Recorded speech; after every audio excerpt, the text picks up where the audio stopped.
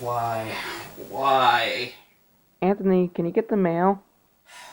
Okay, I'll get it.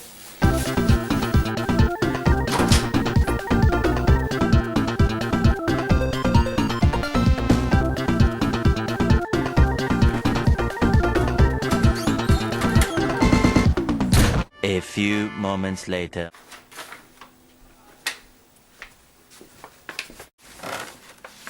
What could this be?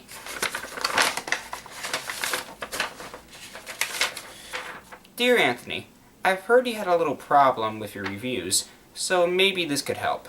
From a fan. Holy crap! 3 days later. Yeah. Oh. Hey guys, alright, you know what? Let's finish this month off with a review of...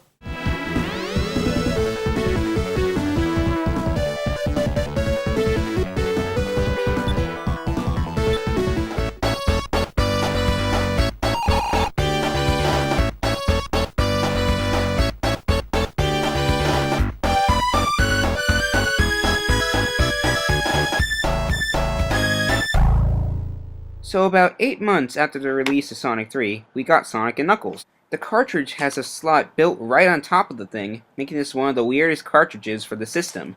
The game was not only released as a standalone game, but as an add-on for Sonic 3. You see, Sonic 3 and Sonic & Knuckles were supposed to be one game. So why was this released separate even though the game was originally supposed to be one? Well, due to time and money constraints, the game was cut in half. And for the fact that the cartridge was supposed to be 34 megabytes, so it would have cost a lot to produce. So anyway, how's the game itself? Well, let's find out.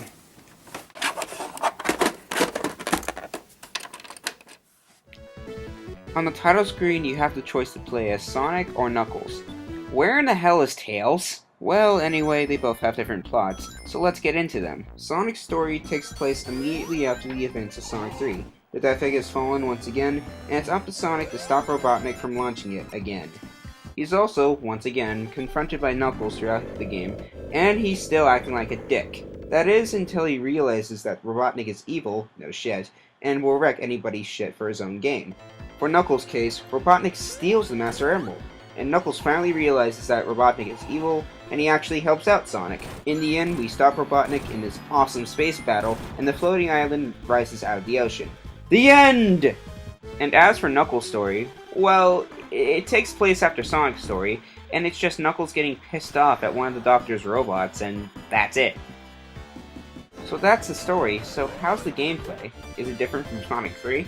Well, not really. Sonic pretty much plays the same. He still has the spin dash and the instant shield. And you still have the same items the last game had. So what about Knuckles? Well, he's not as fast as Sonic, but he makes up with that by having a glide ability, and he could also climb on walls while holding the jump button. He's also considered the hard mode of the game because of his routes are a little bit harder than Sonic's stages. So, let's get into the new stages. Mushroom Hill Zone. As an intro level to Sonic & Knuckles, it works fine.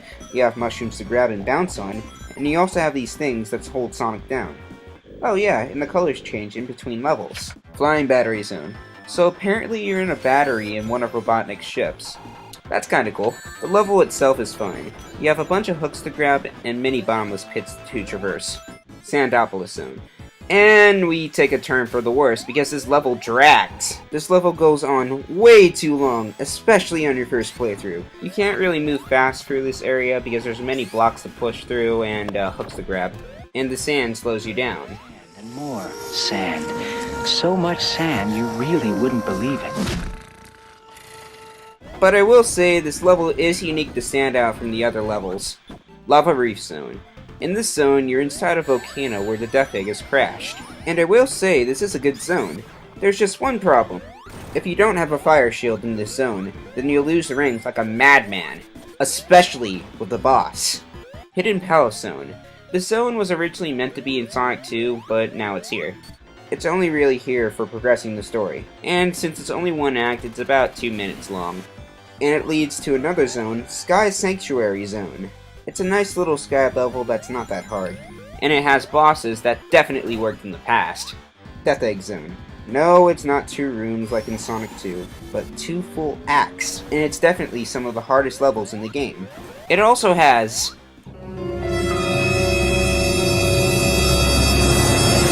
No! Not anti-gravity! No! No, no, no, no, no, no!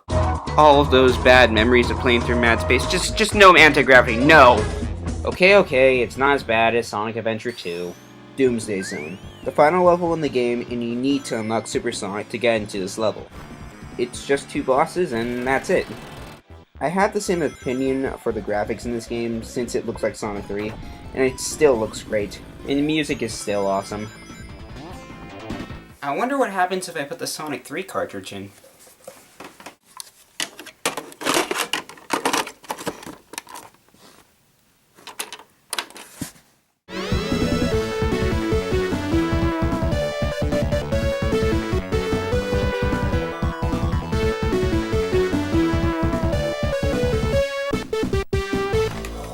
Mother of God. Yes, you get Sonic 3 and Knuckles, and this is the full version of Sonic 3. You have all the levels from both games, and you can play as Knuckles and Tails in all the stages. It also introduces Hypersonic. Once you unlock Super Sonic in the Sonic 3 levels, and you play the Sonic and Knuckles stages, you have access to get the Super Emeralds.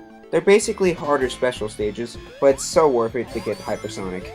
Besides obviously running faster and jumping higher, Hypersonic is almost invincible to everything, even drowning.